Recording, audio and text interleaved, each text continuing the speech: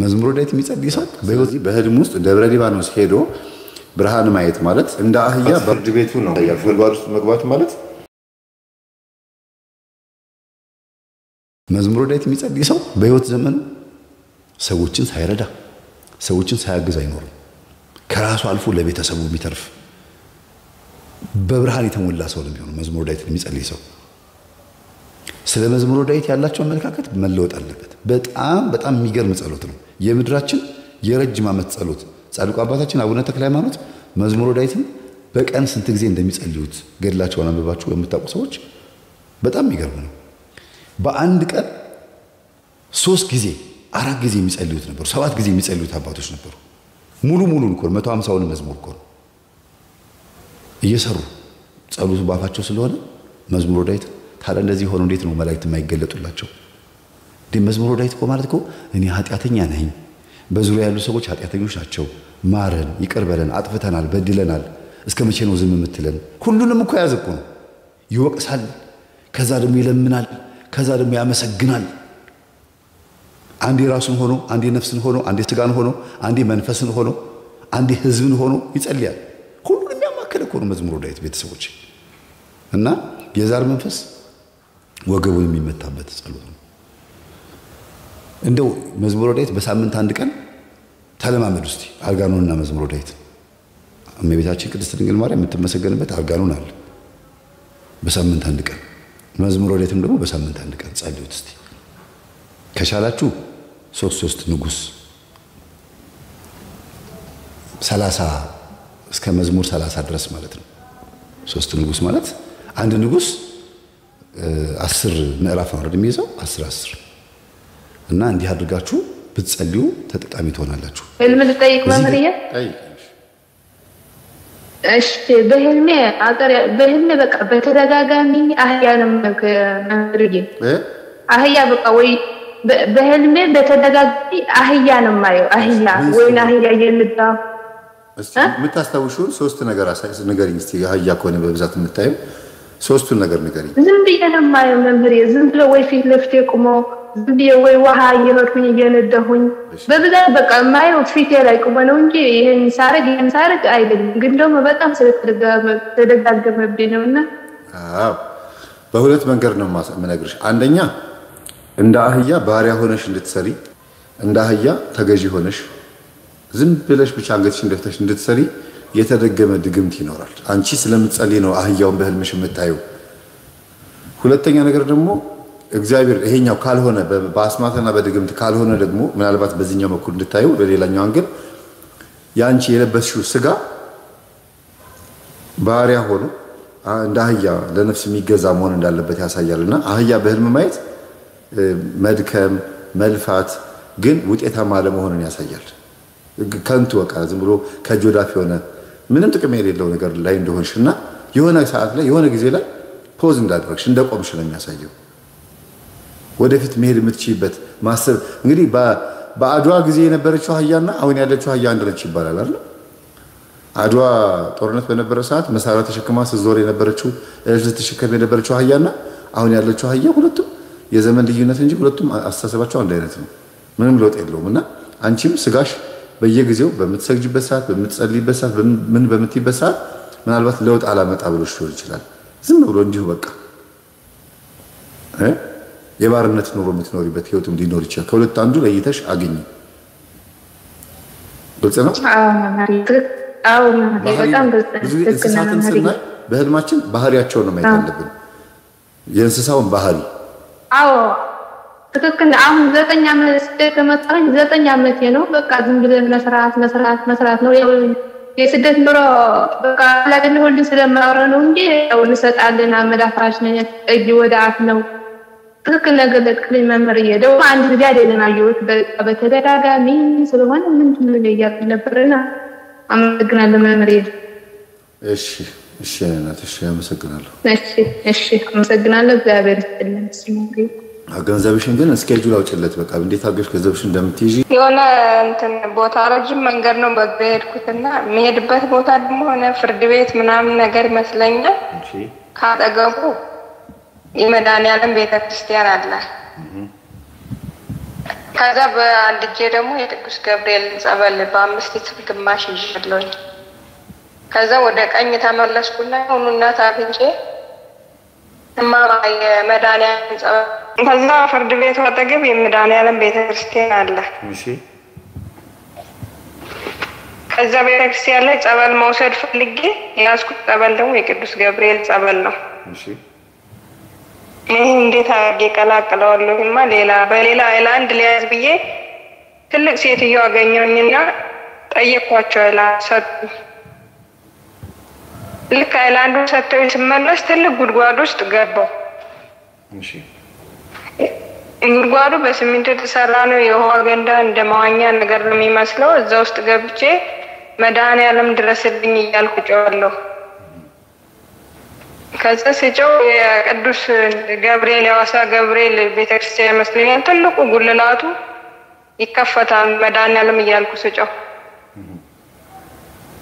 ከዛ መድኃኒዓለም ክፍት ታረገው ቅዱስ ሚካኤል አውጣኝ ብዬ ስጮህ መጥቶ ብር በእንትኑ ከቤተክርስቲያኑ ጉልላት ላይ ሲከፈትልኝ ቅዱስ ሚካኤል መጥቶ በክንፉ ያወጣኝና በሂጂ በቃ ብሎ ወጥቼ ወደ መድኃኒዓለም ቤተክርስቲያን ገብቼ ጸበሌንም ይዤ ወጣሁ። እዛ ነቃሁኝ። ጸበሉን እንዳያስኩ ነቃሁ።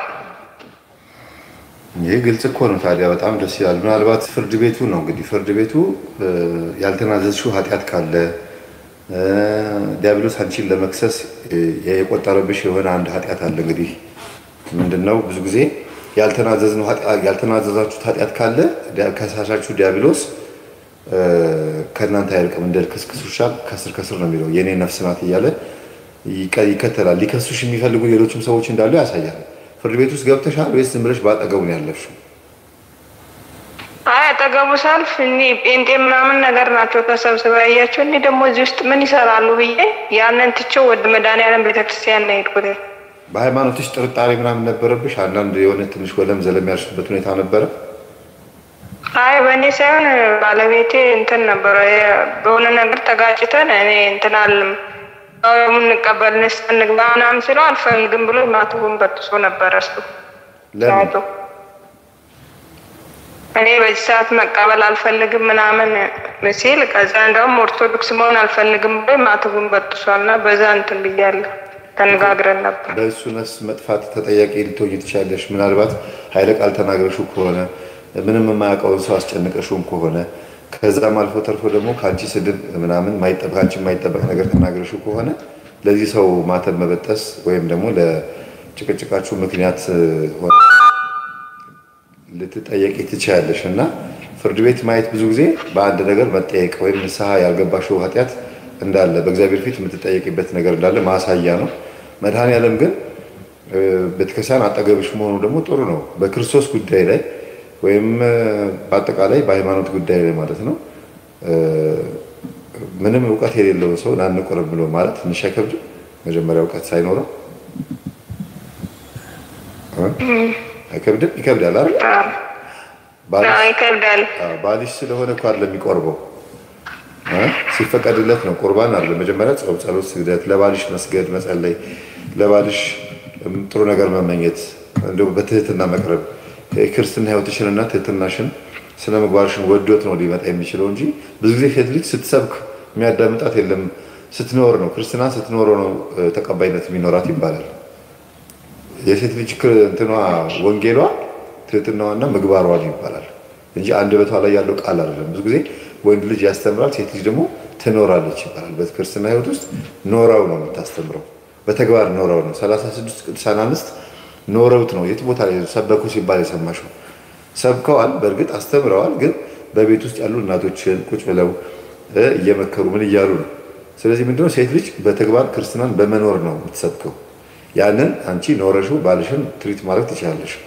ግን ደግሞ ጸበል ቅዱስ ገብርኤልን ጸበል ከሌላ ጋር አቀላቀሉ ስትይ ያለው ሁኔታ አንቺ ጠባቂ መላክሽ ማን እንደሆነ ማን እንደምትማጸኝ ሱባኤ መግባት እንዳለብሽም ያሳያል። ጉድጓድ ውስጥ መግባት ማለት በህይወት ዘመንሽ በትዳርሽ ውስጥ ሳታውቂው የምትሳሳችው ነገር ይኖራል።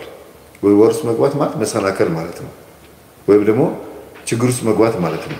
ያ ችግር ደግሞ ትዳርሽ ላይ የገጠመሽ ችግር ይሆናል እና ከዛ ነገር ያወጣሽና አሁን በሰላም እየኖርሽ ከሆነ ወይም የተረጋጋ ህይወት ካለሽ ለዚህ ነገር ያበቃሽ ያ ቅዱስ ሚካኤል የቤተ ክርስቲያኑ ጉላት ተከፍቶ አወጣኝ ያልሽው መልአክ ነው ማለት ነው።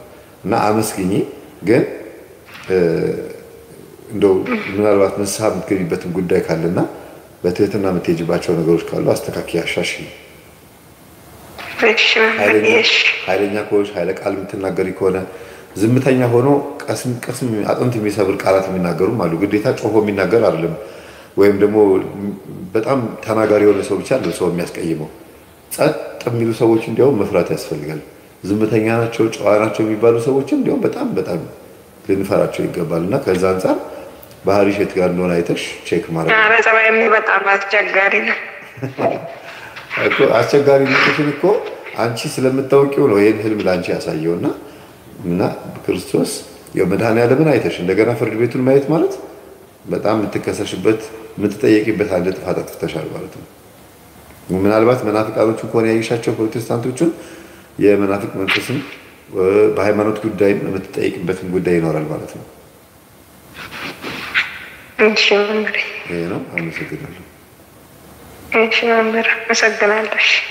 ራስን በዚህ አጋጣሚ አንድ የምትፈታልኛለህ? እሺ እጠር ያለሽ ናት። እኔ አያቴና የአክስቴ ልጅ እና ደግሞ ወንድሜ ማለት ነው ያረፈው ወንድሜ ግን በጣም ህፃን ሆኖ ማለት ነው እጁን ይዤዋለሁ። ግን እያመለከትኳቸው ያለሁት መድኃኔዓለም ቤተክርስቲያን ይመስለኛል ማለት ነው። ደብረ ሊባኖስን አልፌ ማለት ነው የማየው መድኃኔዓለም ቤተክርስቲያን እና እዛ ጋር ሄደን ጸበል ለ3 ቀን ወይም ደግሞ ለ7 ቀን መጸበል አለብን እያልኳቸው እየነገርኳቸው ከዛ ላይ ሰማይ ላይ እየወረደ ታየ መብረቅ ነው ግን ልክ ማብራት ይመስላል መብረቁ ማለት ነው። እና ደብረ ሊባኖስ ከላይ ከጉልላቱ ጀምሮ እንዳለ ሙሉ በሙሉ ማብራት ይሆናል። ከዛ ምን እላቸዋለሁ እንዴ ደብረ ሊባኖስ አቡነ ተክለ ሃይማኖት እዛም ሄደን 3 ወይም ደግሞ 7 ጊዜ መጸበል አለብን እንዴ ደብረ ሊባኖስ እኮ ነው እያልኳቸው ነቃሁኝ ማለት ነው። አዎ እንደዚህ አይነት ህልም ሲታይ ሁለት መልእክት አለው። አንደኛ በህልም ውስጥ እግዚአብሔር ላንቺ ሊያሳይሽ የፈለገው ብርሃን አለ። እሱ መንፈሳዊ ህይወት ነው። ቤተክርስቲያን ላይ ብርሃን ሲበራ ማየት ያንቺ መንፈሳዊ ህይወት አገልጋይነት ነው፣ ወይም ደግሞ ያንቺ ጣፈንታ እግዚአብሔር ላንቺ ያስቀመጠልሽ ጸጋ በቤቱ መቆየት ነው ማለት ነው። ሌላው ግን በሃይማኖትሽ ላይ ጥርጣሬ ካለ በቤተክርስቲያን ላይም ደግሞ አንዳንድ የሚያናድዱሽ ጥርጣሬዎች ካሉ የእግዚአብሔር መንፈስ በቤተክርስቲያን ላይ አለ። ችግር የፈጠሩት ግን አገልጋዮች እንደሆኑ ለማሳየት ነውና መንፈሱ የእግዚአብሔር መንፈስ የእግዚአብሔር በረከት ጸጋው በቤተክርስቲያን ላይ እንዳለና ሁሉ ጊዜ በፍርሃት እንድትመላለሽ ማሳያ ነው። እሺ ኦኬ ማለት ይሆናል። አንዴ እናደዳለሁ በደስ ስራዎች ለምን በየቀኑ ነው ጥላውጂ የሚላክብኝ ማለት በየቀኑ ማለት ነው። በየቀኑ ነው አሞራ ጥቋቁር አሞራ ልክ ባለፈው ላይ በላይ አንተ በነበርክ ሰዓት የሚመጡት አሞራዎች በየቀኑ ነው የሚመጡት በየቀኑ ማለት ነው። በየጊዜው ነው ጥላውጂ የሚላክብኝ። እንደ አይነት ነገር ሲላክ ትናደጃለሽ። ለምን አባቶች እንደዚህ ያደርጋሉ ነው የምትወርለ? አዎ በቃ ማለት የሆነት በጣም ካስጠላኝ በቃ ስማቸው ሁሉ ያስጠላኝ። ማን ነው ብትለኝ ደፍተራ የሚባሉ ስማቸው ለራሱ በጣም ነው ያስጠላኝ መምህር እግዚአብሔርን። አዎ ቤተክርስቲያንን አያወክሉም ወይም ደግሞ ቄሶችን አያወክሉም ይላሉ። በደንብ ነው የሚወክሉት። ለምን ጥምጣማቸው መስቀላቸው ሁሉ ነገራቸው አገልጋይ ነን ብለው ነው የሚያገለግሉት። ስለዚህ በደንብ ነው የሚወክሉ። ንግግራቸውና ድግምታቸውን ቤተክርስቲያን የማይወክለው እንጂ ልብሳቸውና አገልግሎታቸው ግን ቤተክርስቲያን ይወክላል። አገልጋይ ነኝ ብለው መታወቂያ ከያዙና ቤተክርስቲያን የምናገኛቸው ከሆነ ያናድዳል። ግን ሁሉም አይደሉም። ሁሉም አባቶች አሉ የተባረኩና እግዚአብሔር ጸጋውን ያሳደረባቸው የተባረኩ አባቶችም አሉ። ከዛም አልፎ ደግሞ ላንቺ ነው ህልሙ የታየው አንቺን በተመለከተ ነው። ለምሳሌ ምንፍቅና ይሄ በሃይማኖት ላይ ጥርጣሬ ካለብሽ ያልተመለሱልሽ ጥያቄዎች የሚያንገዳግዱሽ ከሆኑ እስኪመለስልሽ ድረስ ትዕግስት የምታጪ ከሆነ እግዚአብሔር ታምራቱን ብርሃኑን በቤተክርስቲያን ላይ አሳይቶሻል። መንፈሱ በቤተክርስቲያን ላይ እንዳለ አሳይቶሻል። ከዛ ግን መጀመሪያ የነገርኩሽ ምንድነው አገልግሎትሽ ያንቺ አገልግሎት መንፈሳዊ ህይወት አገልግሎትሽ ቤተክርስቲያን ውስጥ እንደሆነና ብትቺ ድሉ ከተመቻቸልሽ በአንቺ እንኳን ባትቺው በልጆችሽ ብትክሺው ይሄ ጥሩ ነው።